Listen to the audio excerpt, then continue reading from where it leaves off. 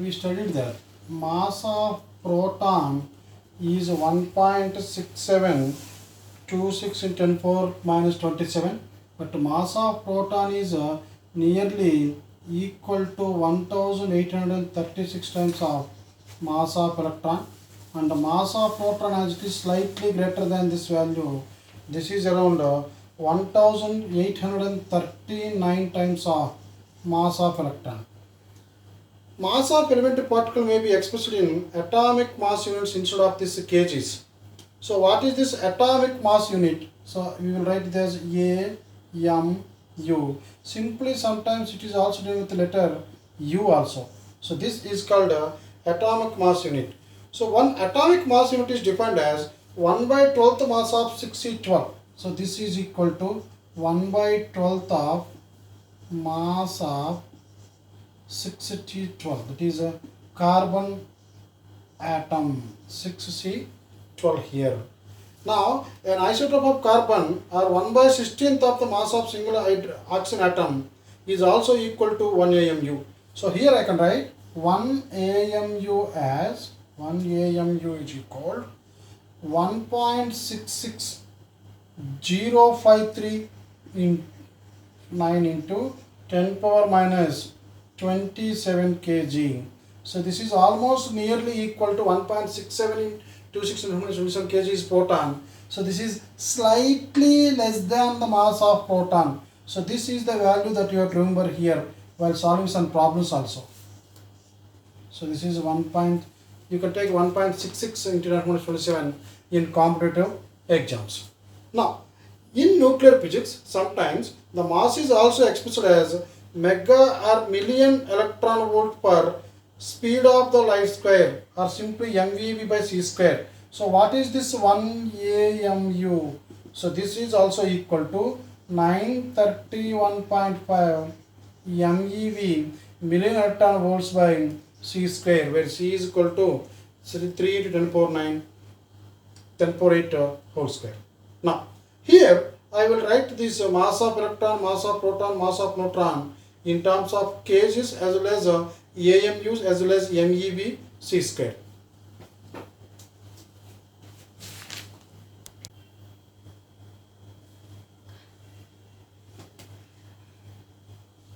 Here mass of electron is 9.1 into 10 minus 31 kg, but in AMU this is 0.00055 AMU, but in MeV by c square it is 0.511 MeV by c square. Similarly, mass of proton is 1.6726 kg, 1 slightly more than 1 AMU, 0.07276, and is equal to 938.28 MeV by c square. So what is this mass of neutron? This is 1.6750 kg, 1.008665 AMU, and also equal to 939.57 MeV by c square. So these are the three different values that you have to remember. But how we got this value? And how to get this value? So we will learn now in this mass defect and binding energy topic.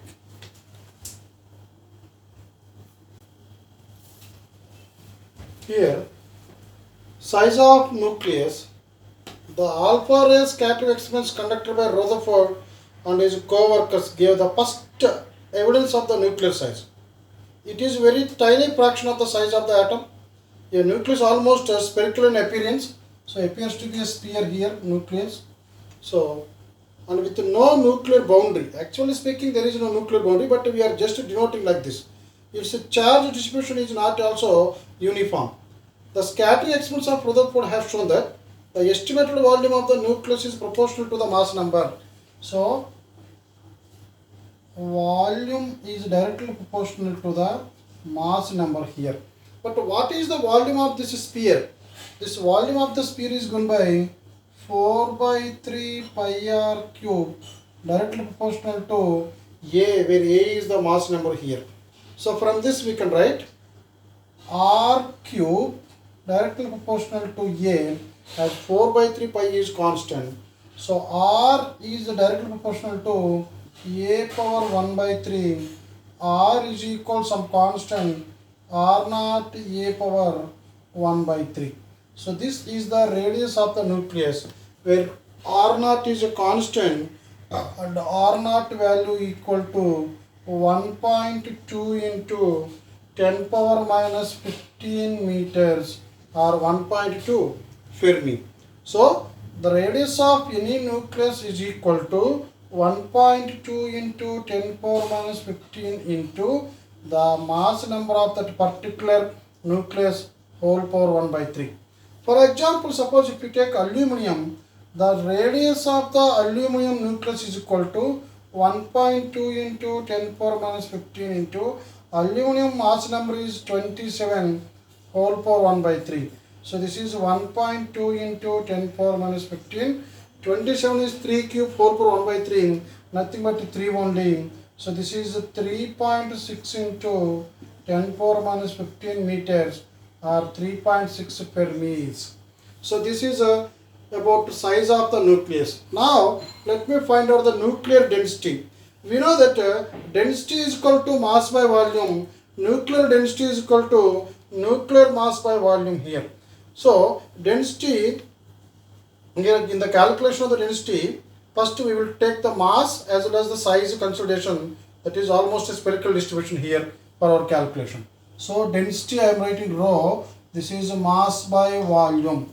So what is the mass here? Mass is nothing but mass of the total number of nucleus, that is mass of protons as well as neutrons here, which is nothing but mass number of that substance into 1.66 into 10 power minus 27.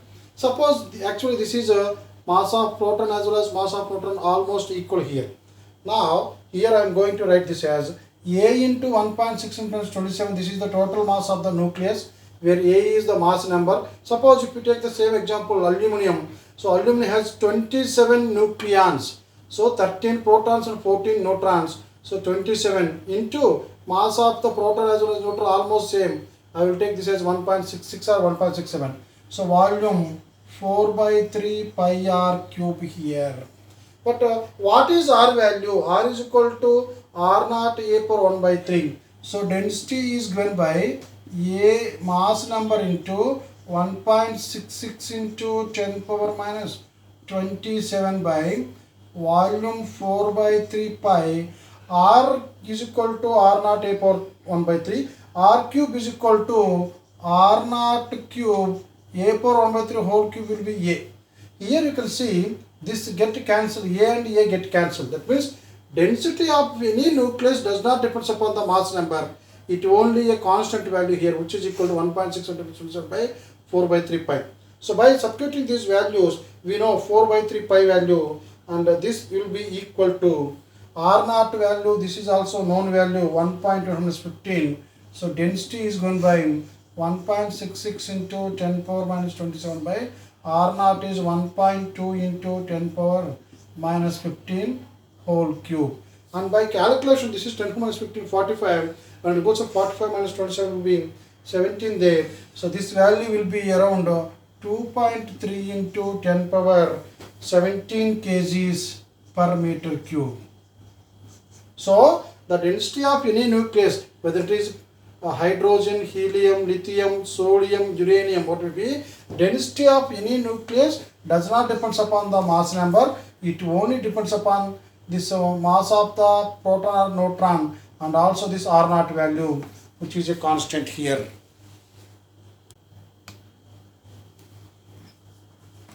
We notice that here rho is very high in value, but also independent of the mass number. Thus, all nuclei have almost the same density. Nuclear density is around 10 power 15 times the greater than the density of matter in bulk. Such extraordinary high densities are not seen in our daily observations, but such values are possible in neutron stars that are also called white dwarfs. Now, if we take this density here, and this is the distance from nucleus center, and this is the density here rho, and the graph between these two will be like this. So what is the meaning of this one? At the center of the nucleus, where R is equal to 0, density is maximum. So as you move, and if you see this one, if you come to the edge of the nucleus, this will be rho naught by 2, where here R is radius of the nucleus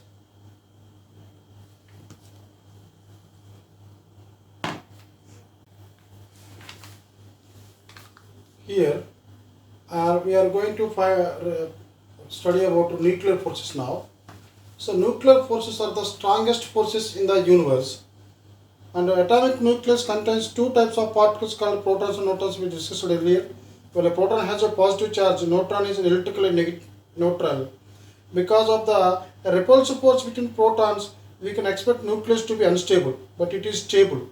This means that very strong attractive force should exist between the nucleons in a nucleus, and this force is called a nuclear force. So the force that is responsible for the attraction between two protons as well as two neutrons as well as proton and neutron is known as this nuclear force. This force is totally different from the gravitational force of attraction between nucleons because these nuclear masses are very negligible. So they are too weak compared to the electrostatic forces for a given separation. First of all, nuclear force exists only inside the nucleus. Here, this nuclear force is 100 times stronger than the Coulomb force between two protons. Suppose if you take two protons by separation by some distance, if you find the electrostatic force, but nuclear force is 100 times more than that value. The nuclear interaction between the two protons, two neutrons, or one proton and one neutron basically same. So first of all, I am going to discuss about this one. This is the strongest force in the universe, and this is also short range force which exists within this one Fermi distance only, and it is always attractive. There is no repulsive nuclear force here, and this is a charge independent. That means force between two protons is equal to force between two not is equal to force between proton and neutrons. So proton and proton have positive charge. Neutrons have no charges, but still the nuclear force between two protons, nuclear force between two neutrons is same, and nuclear between proton and neutron also actually electrostatic force between these two is zero. Why? Because neutron has no charge. But here proton and neutron attach with each other with a force known as nuclear force.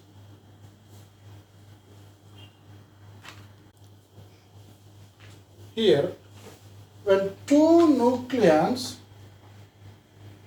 come very close to each other, the attractive force changes into strong repulsive force. So if the distance is less than 1 Fermi, if it is 1 Fermi, then they can attract with each other. That force is called nuclear force. If these two nucleons comes very nearer to each other, let us say 0.7 Fermi, 0.6 Fermi, 0.5 Fermi, less than 1 Fermi, then these two nucleons will repel with each other. That means the stability of the nucleus depends upon the distance between these. So in other words, the distance between two nucleons adjusts so as to give the stability. So here this force, as R is very less than 1 Fermi, the force between the two nucleons will become repulsive. And then we have nuclear force is spin dependent. What is the meaning of this spin dependent? Nuclear force is spin dependent in the sense that they have very much depend on the mutual orientation of the spin of the interacting nucleons. In fact, this has been confirmed that from the nuclear energy levels, it has been found that the interaction energy of a two nuclear system where the two nucleons have their spins parallel is different from the energy of such a system where the spins are anti-parallel. In neutron-proton system also, a spin minus 1 bound state is observed. No such bound state is observed with spin 0. Then these are non-central forces as well as exchange forces. So what are these exchange forces? It is found that according to meson theory of Yukawa, so these are exchanging pi mesons here. So whenever a proton exchanges pi meson with another proton, there exists a force between these two, and it is given by a Japanese scientist Yukawa. According to Yukawa, whenever these nucleons exchange these pi mesons, then this nuclear force exists between these two. Similarly, they are non-central forces. What are these non-central forces? Actually, if you take in electrostatics, throughout that lesson, if you take a charge here Q1 and this is Q2, the force between these two, attractive and repulsive force, acts along the line joining the two. But here, we cannot say that this is a central force. This is a non-central force. Nuclear force is a non-central force. Why these forces cannot be central forces? Because they cannot be represented along the line joining the centers of the two interacting nucleons. And here, in the previous case, in electrostatic force, F inversely proportional to R square. But here, in nuclear forces, here F inversely proportional to R power 7.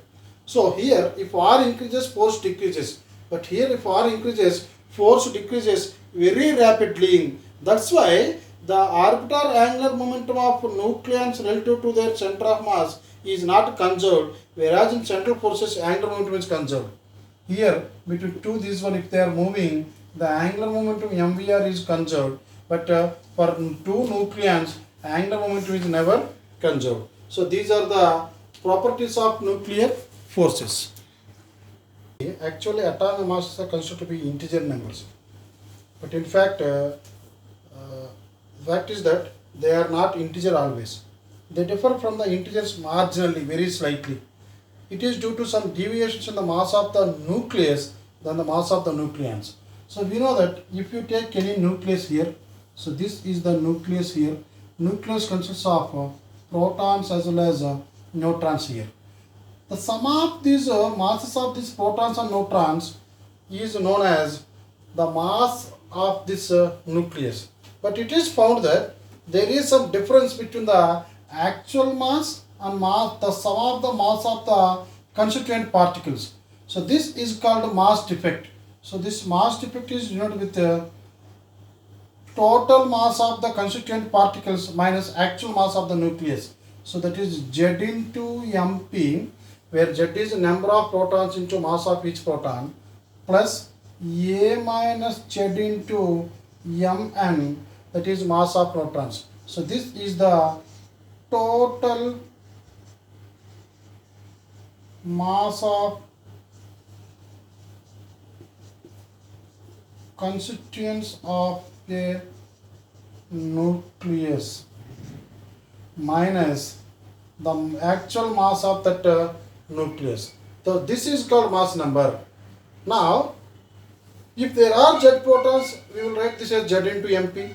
If there are A minus Z, this is the number of neutrons inside this nucleus, and M is the total mass or actual mass of this one. The mass defect is released in the form of energy according to Einstein's equation E is equal to mc square. Whenever there is a mass defect and this nucleus will release some energy. So nuclear binding energy is defined as this is a binding energy. We call it as nuclear binding energy. It is defined as the energy released during the formation of nucleus. So this is energy released during the formation of nucleus. So whenever these protons and neutrons combine together, so they release some energy. That energy is called a binding energy. Similarly, if a nucleus is formed, if you want to break this one and we need to supply some energy, the energy required to break the nucleus into nucleons is also called the nuclear binding energy. Now, what is this formula for binding energy? The binding energy is given by, from Einstein's equation, this is mass into c square. Here I will write mass defect into c square. So I am going to write this as a mass defect. But remember students, mass defect we will measure this in AMU. So but here I want this binding energy both in joules as well as AMU or MeV as energy is measured in this case. Now this is delta M into c square, then the binding energy will be you will get in joules. Now we know that if this mass defect is measured in AMU, then the same formula binding energy is given by delta M into c square. But we know that 1 AMU is equal, 1 atomic mass unit is equal nearly 1.66, I will write 1.67 into 10 power minus 27 kgs. So this, if you write this mass here 1.67 minus 27, so this energy will become 1.67 into 10 power minus 27 into, this is 3 into 10 power 8 whole square. And this will, you will get energy in joules. But this can also be written as this energy. If you find this one, this will become 1.67 into 10 power minus 27 into 9 into 10 power 16 joules. So this is the energy. One AME of mass is converted into energy. And we know that this value, which is equal to 1.67 times 19 into 9 into 10 power to this one, if we divide with mega electron volts, mega or million 10 power 6 into electron volts 1.6 into 10 power 19. So here I am going to divide this as divide with 1.6 into 10 power minus 19 into million means 10 power 6, and this value will be 931.5 MeV. So this is mega electron volts. So whenever this is given in kgs, you will get in joules. If it is given in AMU, multiply this with 931.5. So then you will get this in ME only, million electron volts only. Specific binding energy. This is the binding energy of a nucleus by the total number of nucleons present in this one, which is also equal to delta M into C square by A, or as it is a nucleus lesson, we will measure this binding energy in mega electron volts by A. So this is called specific binding energy. That means if a nucleus consists of 4 protons and 4 neutrons, let us say 8. So total binding energy of this one is, let us say, 26 MeV. Then the specific binding energy is given by 26 by 8 here. 8 3s 24, 20, this 24, 20 will be there. 8 to 16, 40 will be there. So this is 3.25 MeV for each nucleon. So to remove each one of the nucleon, we need to supply this much energy from the nucleus. So this is called specific binding energy. Now the stability of the nucleus is indicated by this average binding energy per nucleon, also called specific binding energy, rather than the net binding energy. Now when the loss of this binding energy is more, then the nucleus is thought to be more stable here. Now it may be also be defined as the energy required to remove one nucleon out of the nucleus. So this is the energy required to remove one of the nucleon. For if any nucleus, if the binding energy for nucleon is more, so automatically it will be stable.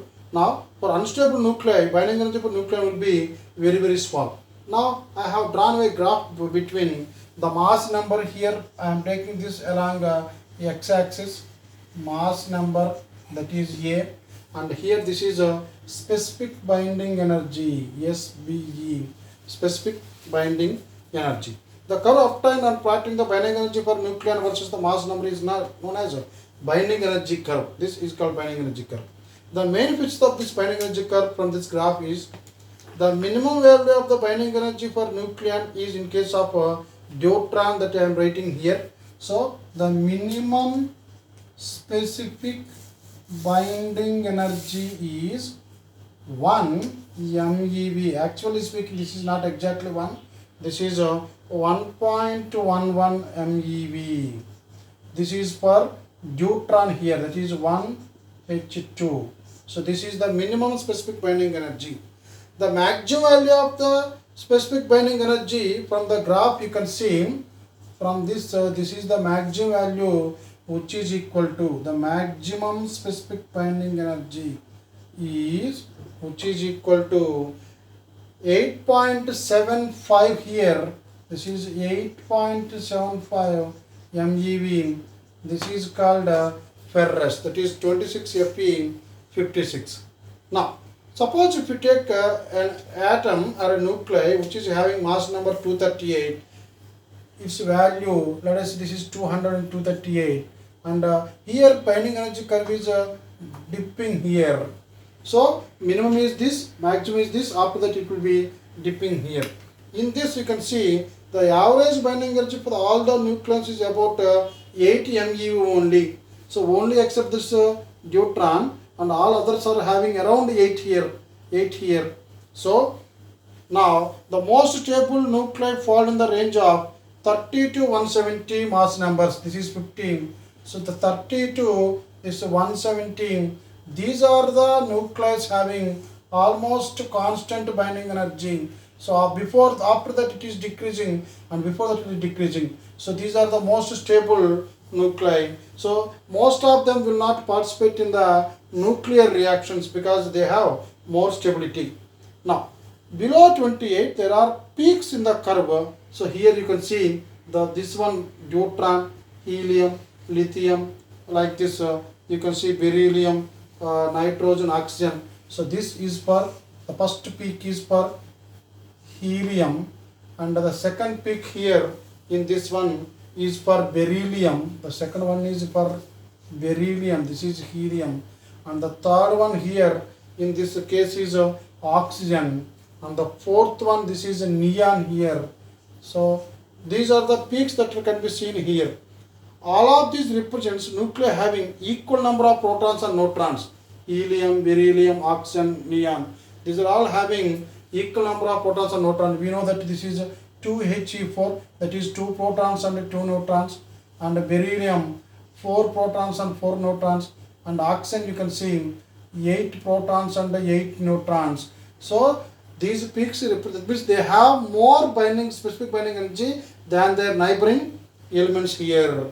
So they are more stable than their intermediate neighbors, odd nuclei and odd even nuclei. Now nuclei with mass number greater than 220 are also unstable here. This is 200. Above this one also they are unstable because binding energy is decreasing rapidly there. So single heavy nucleus breaks into two nearly equal nuclei with mass number 150, which are more stable. Suppose if you take any element here, generally they will undergo nuclear fission and they get, let us say this, if you take, this is around 240, it splits into 120 and 120. So 120 means when compared to this nuclei, the species or the daughter nuclei will have more specific binding energy, means they will be more stable here.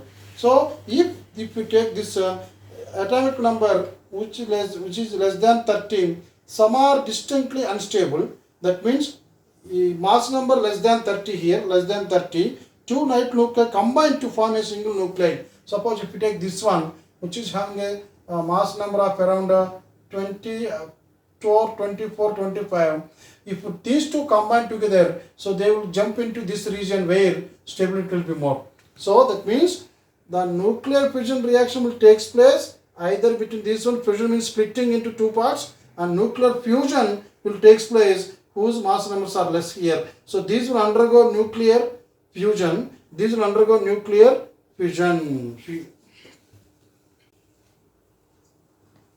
Here, packing fraction.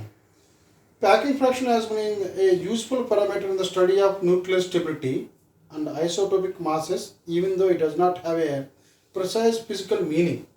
But if you find this atomic mass of this nucleus, not mass number, atomic mass of nucleus minus this mass number by mass number. So this is atomic mass, we will denote this as ZMA minus A by A. So this is called a packing fraction. This is nothing but the mass defect of this one by mass number. So the ratio between mass defect and the mass number is called packing fraction. The packing fraction may be negative, 0 or positive. Why? Because the mass defect is atomic mass number minus that given mass here. So now if you draw the graph for this one, so as I am going to find this one, so this is the graph here. In this one, let us say if you take this as minus 1, minus 1, minus 2, minus 2, this is minus 10, and here let us say this is plus 80. So the packing fraction generally varies between minus 10 to plus 80. Now if you draw the graph for this one, you will get a curve like this. So what is the meaning of this one?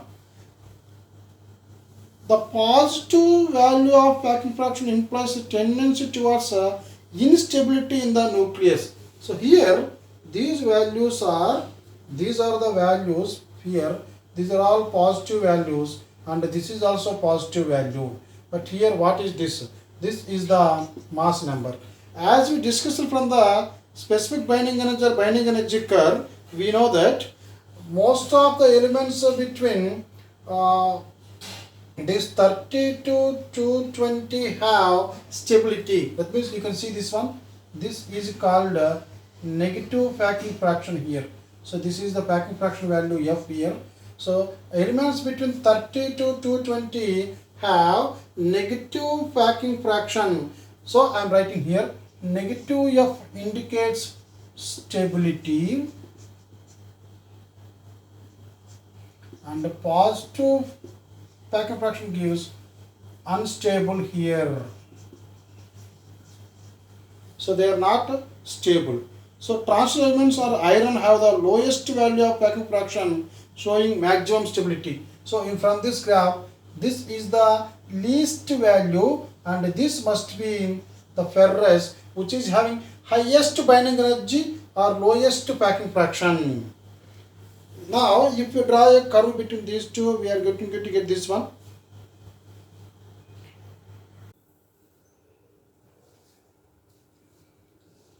A nucleus is stable if its density remains the same. That means if it does not transfer into itself into another nucleus without release of the addition of the sum of this energy. Now, if you draw a graph between proton number and neutron number n, so actually we should get as the protons and neutrons are same in smaller nuclei, so we are expecting this type of line where both proton number and neutron number are same. But the observed line is like this, which is slightly inclined to the expected line. Here from this what we can say, from this graph, the expected shape of the line of stability is at n is equal to z. So here if you take proton number z and neutron number n, so these two are same here up to this 20, that is if the z is equal to 20 or mass number is generally 40, up to there both lines coincides there, so this angle will be 45 degrees, so they are said to be more stable here. But actually observed, stability line is actually n is greater than z. This is the stability line here. Now as the number of protons increases, what happens inside a nucleus? If number of protons increases, then the repulsive force between these protons increases. Now also whenever this repulsive force increases, which increase the energy of the nucleus also, whenever energy of nucleus increases, the stability decreases. If this z increases, repulsive coulombic force increases and stability decreases. Now then what happens for large values, where if z is around this one, for large values z greater than 83, 84 like this, the nuclear force is unable to hold, this nuclear force is unable to hold the nucleus together against the electrostatic repulsion between these protons. Hence to get the stability, it emits alpha, beta, gamma rays spontaneously. So all the elements whose atomic number greater than 83, to have this stability, continuously they emit alpha, beta, gamma rays. This we call it as a radioactivity. So why they are emitting these radiations? They are emitting, these nucleus are emitting these radiations to get stability only. Now nucleus with even number of protons and even number of neutrons are more stable. So that already we studied, we have seen in the this binding energy curve. So this 2He4 6H8O16, which are having even number of protons and even number of neutrons, are more stable. But even odd nucleons or odd even nuclei have the intermediate levels of stability. Now